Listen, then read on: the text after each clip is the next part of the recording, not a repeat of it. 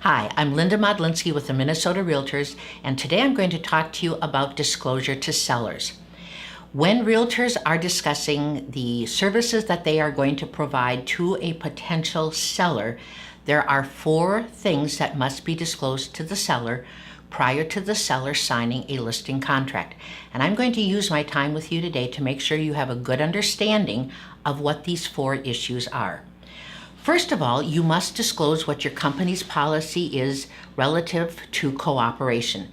That means who you work with and who you don't. If there is a particular agent or company that you do not work with or offer cooperation to, that must be disclosed to the seller. It could affect the seller's marketing of their property if there is an agent or a particular company that isn't allowed to show the property. So that must be disclosed to the seller prior to them signing a listing contract. Secondly, you must disclose the amount of compensation that you are offering to a cooperating company.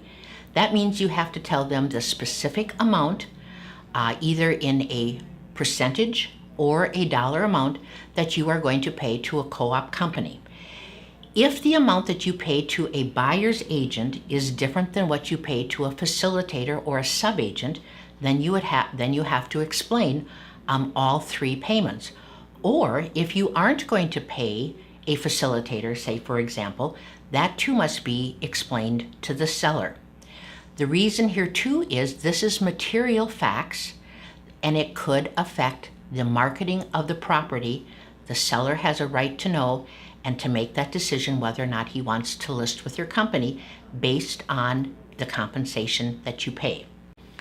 Sellers also need to be told that the buyers have a right to be represented in the transaction, even if it means that the agent who represents the buyer is going to be paid from the listing company.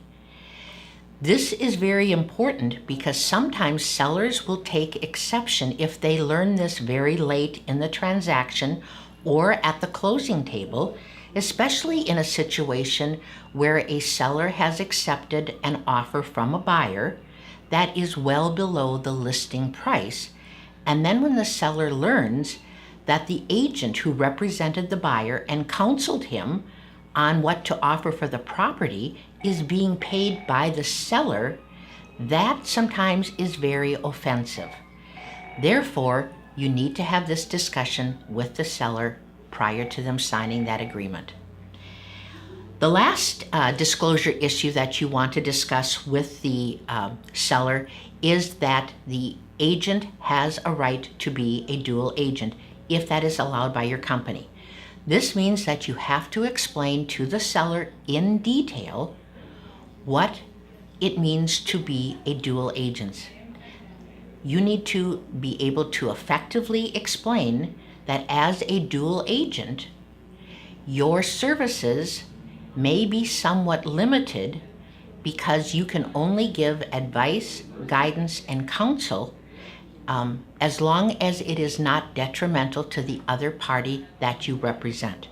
So you need to have a good understanding of dual agency and be able to explain it to the seller and answer any questions that the seller has. These are the 4 things that must be disclosed, and we just want to make sure that you remember these issues have to be disclosed to the seller before they sign that purchase agreement. If you would like more information or to see these things in writing, please go to the Code of Ethics, look under Article 1, specifically Standard of Practice 1-12. We hope this information is useful in your day-to-day real estate practices, and we're wishing you a good day and a great week in real estate. Thanks.